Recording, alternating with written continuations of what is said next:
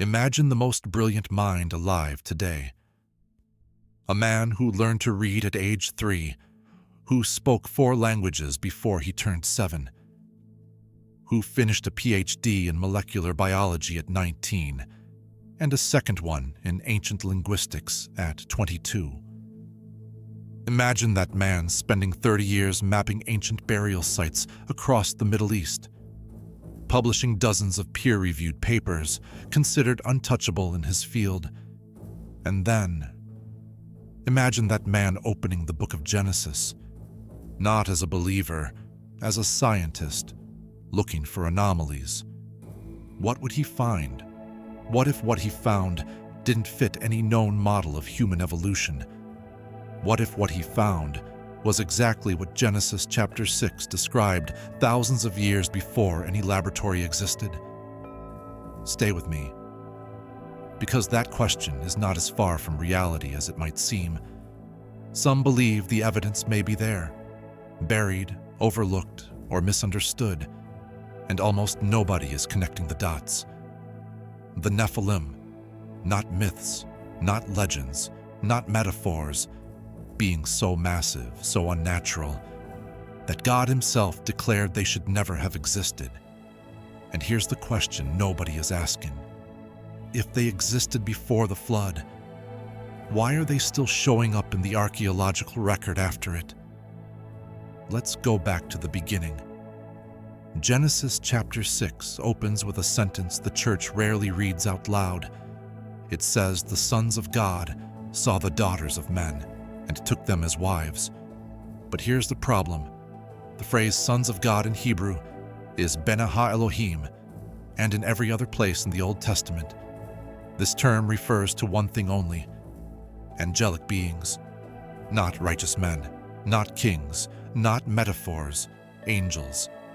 Beings who left their heavenly dwelling, crossed a boundary they were never meant to cross, and produced offspring with human women. And the result of that union was not human. It was something the Bible calls Nephilim, a word that literally means the fallen ones. And this is where everything changes. Because Genesis says these offspring were mighty men, men of renown. But the Hebrew word used there is gibborim, and it does not describe heroes, it describes tyrants, warlords, creatures of immense strength and terrifying violence. The earth became filled with their corruption. So much corruption that God regretted having made humanity. Let that sink in. The creator of the universe looked down at his own creation, and grieved, not because of sin alone, but because the genetic line of mankind had been contaminated. And this is where some point to what they interpret as unusual physical evidence, evidence that is difficult to explain within conventional frameworks. What if skeletal remains existed, with bone density far beyond anything in the known human record? What if femur lengths pointed to heights between 10 and 13 feet? What if multiple specimens showed a 6th digit on both hands and both feet? 24 in total. What if those findings were submitted to scientific institutions? And claims like these are often dismissed or debated, without public explanation. No clear reasons stated, just silence. And that should disturb you, because here's what the Bible already told us thousands of years ago. Numbers chapter 13 describes the spies Moses sent into Canaan. They came back terrified. They said, "We saw the Nephilim, the sons of Enoch, who come from the Nephilim, and we were like grasshoppers in our own sight. And so we were in theirs." Grasshoppers. Imagine being a trained warrior, a man who has fought battles his entire life, and feeling like an insect next to another human being. These were not myths. They were documented, feared, real. The Emim, the Zamzumim, the Rephaim, the Anakim, entire tribes of giants named in Scripture.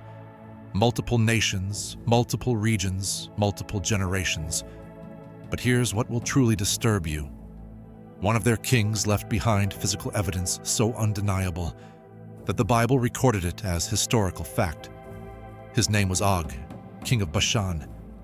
Deuteronomy chapter 3 describes his iron bed, 9 cubits long, 4 cubits wide, roughly 13 feet in length. Not a myth, not a symbol, a real object, a real king, a real giant, and God commanded Israel to destroy his entire kingdom, not conquer, not negotiate, not enslave, destroy. Men, women, children, livestock, everything. Why such total destruction? Because the bloodline had to end. And this is the part almost nobody notices. Noah was not chosen only because he was righteous. Scripture says Noah was perfect in his generations. That word, generations, in Hebrew is toledot. It refers to lineage, to genealogy, to bloodline. Noah was genetically pure, untouched by the corruption of the Watchers, and through him, humanity was allowed to continue. But here's the part almost nobody connects. Because after the flood, the Nephilim appeared again. How?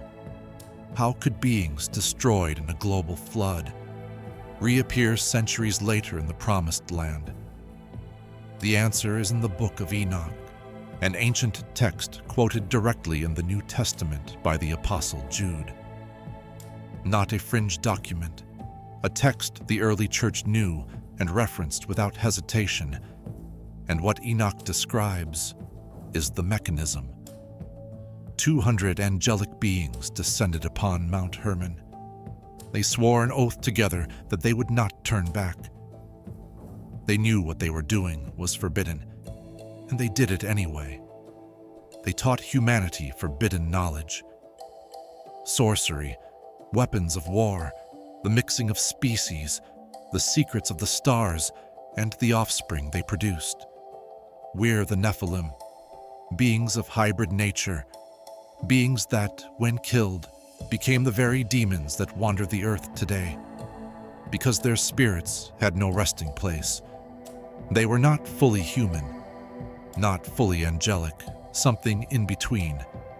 And Scripture says their spirits are still here, waiting, watching, whispering. But here's the part that will truly unsettle you.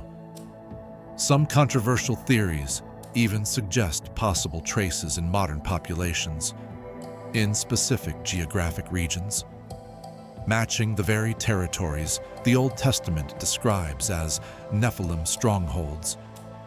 Whether those theories are right or wrong, the question itself is one the Bible raised long before any modern researcher did. And what if the reason none of this reaches mainstream conversation is exactly what Scripture warned you would happen in the last days? Because in the last days, Scripture warns that truth would be suppressed, that the love of many would grow cold, that deception would come from the highest places. And this is where Jesus himself enters the picture. In Matthew chapter 24, he said, "As it was in the days of Noah, so shall it be at the coming of the Son of Man. Not the sins of Sodom, not the rebellion of Babel, the days of Noah." And what defined the days of Noah? The Nephilim, the corruption of the bloodline, the violation of the boundary between the earthly and the heavenly. And if Jesus himself said those days are returning, then the Nephilim are part of that prophecy. And the stage is being set right now. Governments admitting what they denied for decades. Strange phenomena increasing. Ancient ruins emerging from melting ice. Structures no archaeologist can date. Bones no scientist can officially identify. Cave paintings on 6 different continents depicting the same beings. Newspaper archives from the 1800s describing giant skeletons, 9 feet tall, 10 feet, some with double rows of teeth. And then, nothing. The records disappear. The bones vanish into private archives, and the story dies before it can be told. Pilots reporting objects that move against every law of physics. Ancient tribes describing creatures that match scripture, word for word. Children drawing figures their parents have never shown them, and the world calls it aliens, but the Bible already named them. Fallen ones, Nephilim, Watchers. Do not be deceived, because in the last days, Scripture warns that even the elect would be led astray by signs and wonders that appear heavenly, but come from beneath.